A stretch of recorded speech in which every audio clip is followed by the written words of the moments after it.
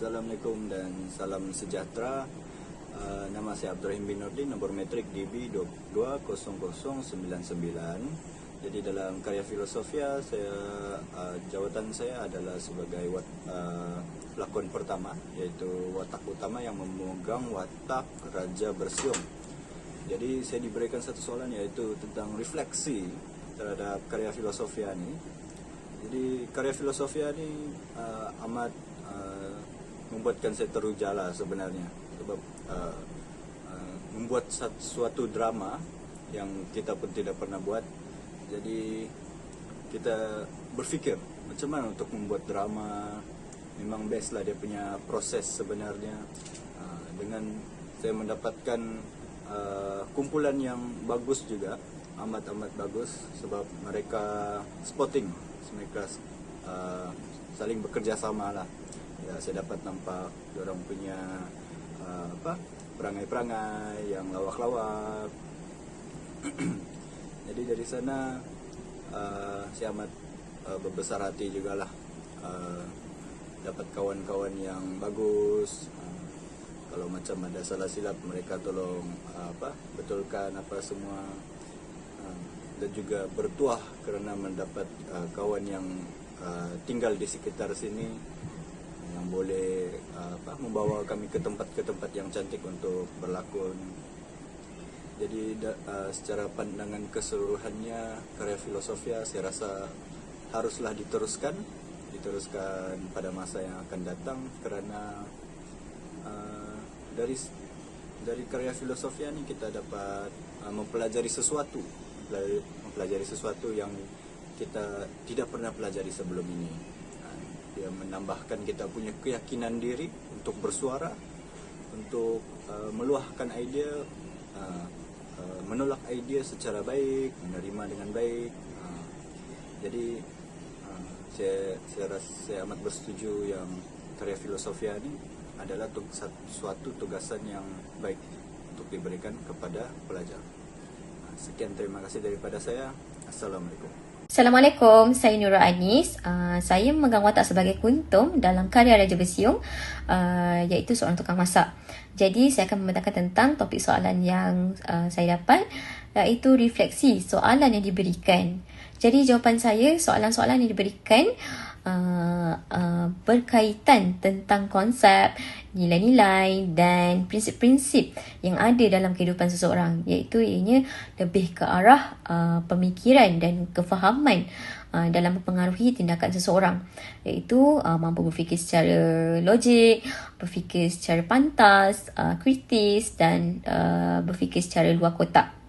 Walaupun agak mencabar, tetapi ianya masih boleh diselesaikan, iaitu dengan adanya ahli kumpulan yang saling tolong-menolong. Jadi setiap soalan-soalan yang diberikan lebih mudah untuk diselesaikan. Assalamualaikum dan salam sejahtera. Nama saya Afiqah Amirah binti Muhammad Noor, selaku penulis skrip drama dan juga memegang watak sebagai Dayang Istana di dalam filem Raja Bersiung. Bagi soalan refleksi topik yang diberikan, ianya dapat memberikan pengalaman belajar yang menarik dan interaktif. Apabila pembuatan drama dilakukan, ia dapat menghidupkan kembali peristiwa-peristiwa sejarah yang terdahulu. Ianya juga dapat membantu para pelajar lebih memahami konteks sejarah berbanding membaca. Selain dapat memperdalamkan lagi pemahaman tentang sejarah, tugasan ini juga dapat membantu meningkatkan kreativiti dan kemampuan komunikasi para pelajar. Sekian, terima kasih. Bismillahirrahmanirrahim. Assalamualaikum warahmatullahi wabarakatuh. Nama Wan Muhammad Mambil Wasafi. Saya bernombor metrik saya DB 22001. Hari ini saya akan memulakan refleksi soalan yang pertama, iaitu refleksi topik yang diberikan. Cerita Raja Bersiung seringkali mengandungi elemen yang mencengkam.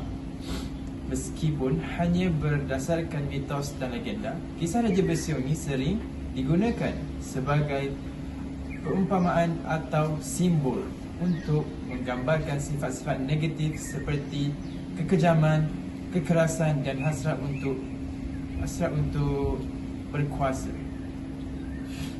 Penting untuk diingatkan bahawa Raja Bisyung hanyalah sebuah karakter fiksi dalam legenda dan dalam cerita rakyat.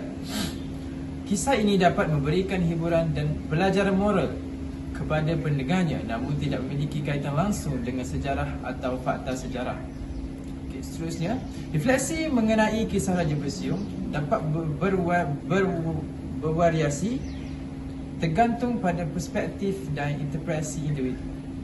Beberapa refleksi yang mungkin dapat diambil dari kisah Raja Bisyung ini terdapat 3. Yang pertama iaitu kuasa dan tanggungjawab. Kisah Raja Bisyung ini menggambarkan kuasa yang besar yang diambang oleh seorang pemimpin hari ini, yang mengingatkan kita akan pentingnya tanggungjawab dan etika kepimpinan yang baik. Yang kedua iaitu pengendalian emosi.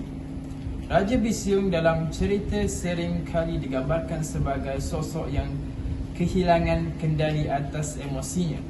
Refleksi dari kisah ini dapat mengingatkan kita akan pentingnya mengendalikan emosi dan tindakan kita, terutamanya dalam posisi kekuasaan.